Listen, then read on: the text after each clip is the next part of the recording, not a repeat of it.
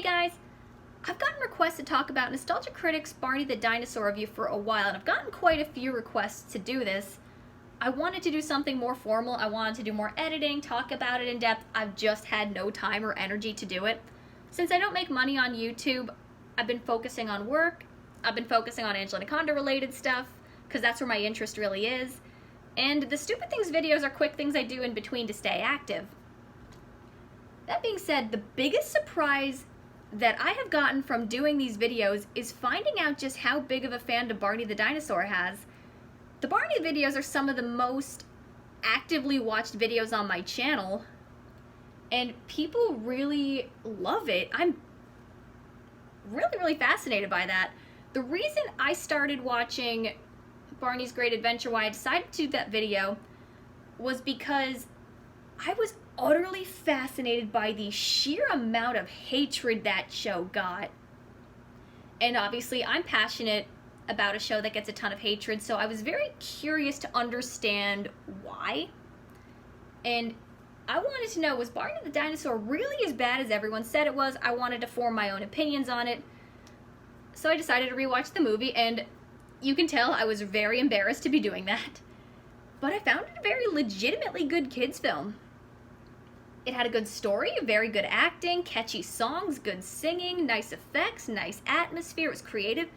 It had a really good message about the importance of kid stuff and not getting pretentious over stuff that's below your age demographic, which, especially for this movie, is very fitting for this show.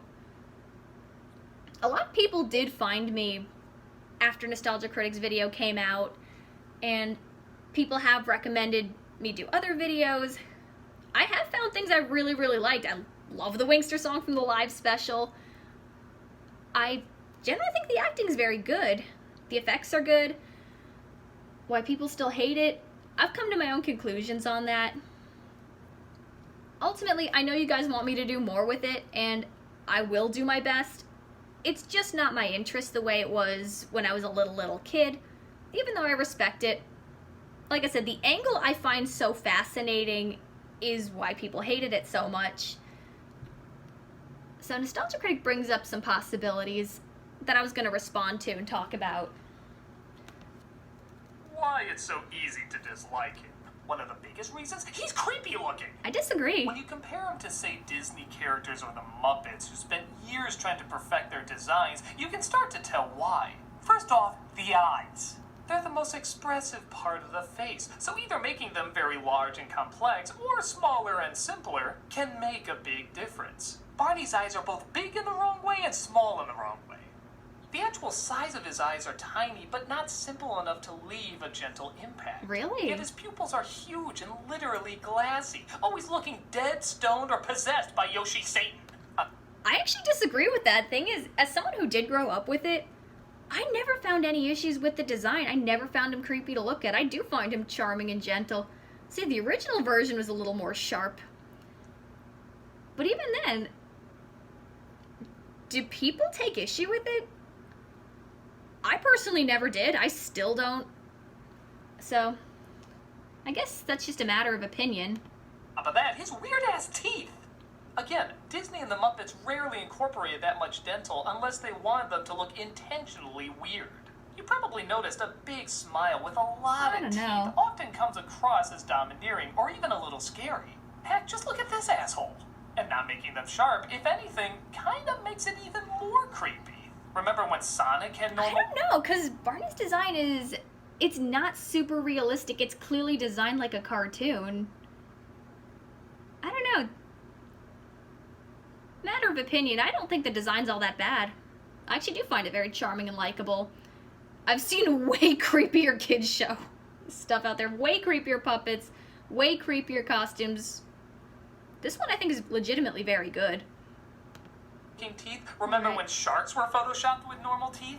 It didn't help anything. It just made shit scarier. So before Barney There's one more point he makes. You're already put off by him. But books and covers and all that, maybe his personality has more charm than I remember. Tell, please. Well, Barney bathing naked in front of little kids is certainly a good start. Real dinosaurs don't laugh. Real dinosaurs are extinct, Cody. Real dinosaurs anymore. Oh, You know, maybe that's another big factor. I mean, that kid just insulted Barney, and all he did was laugh. Because people will always find a reason to hate something. But he gets to a point that I find is very interesting in a few minutes. Which for some characters could work, but for Barney, you know he's just gonna be happy, and that's it. And believe it or not, even for little kids, that's not very relatable. Think about why other children's icons stayed with you, because they showed they were more than one emotion. Mr. Rogers could talk about sad things like death, depression, difficult emotions. What does assassination mean? Big Bird could feel awful when he finds out he's never gonna see someone ever again. When people die, they don't come back. Ever?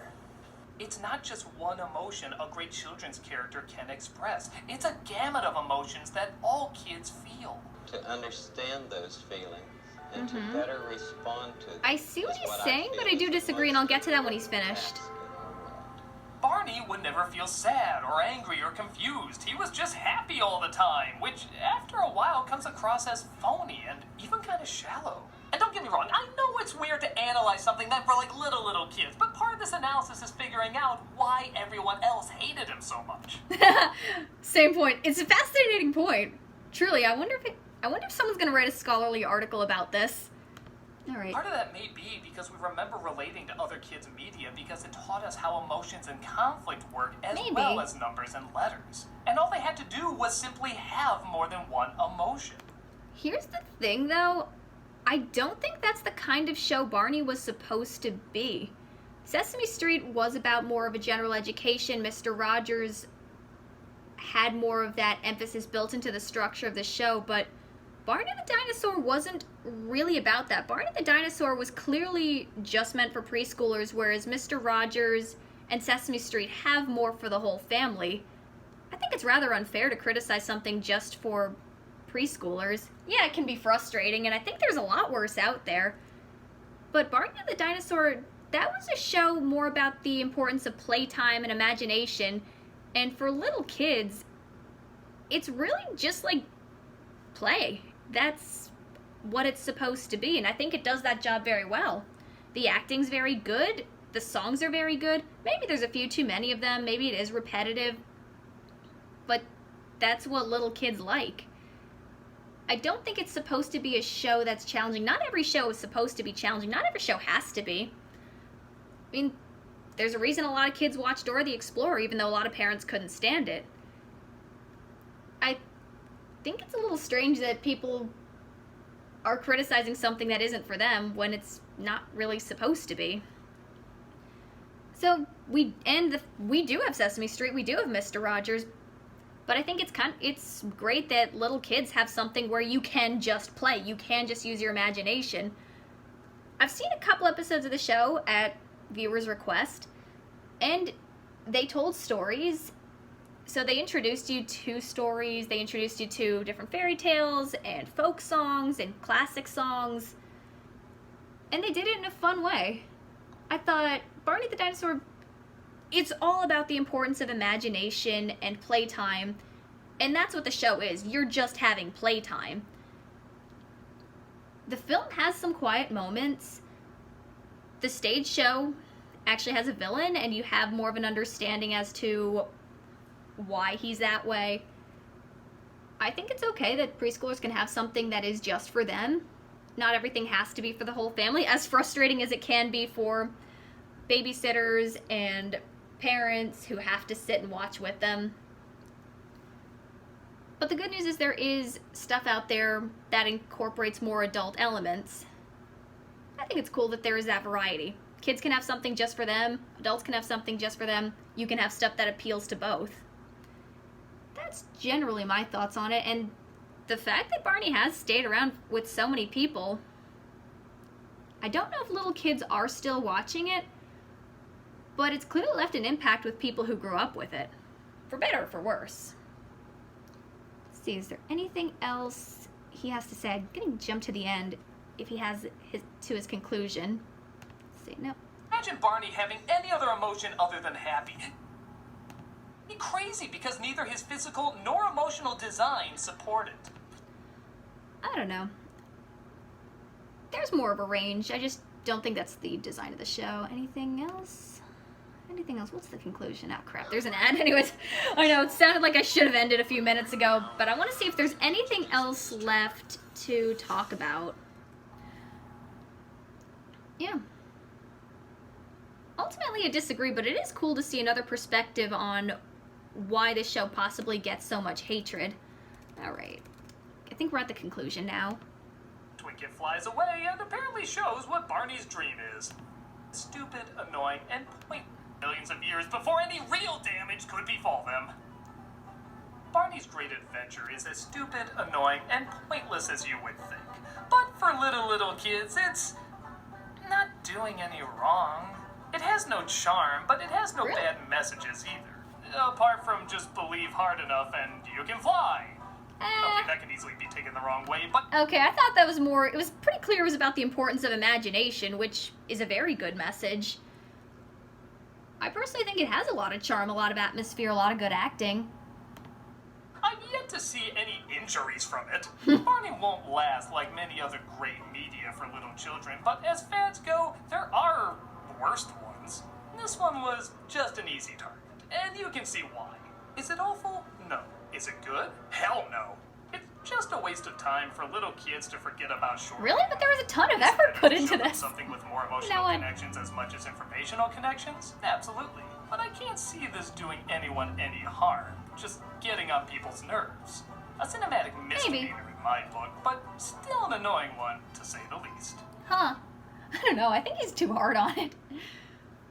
Man.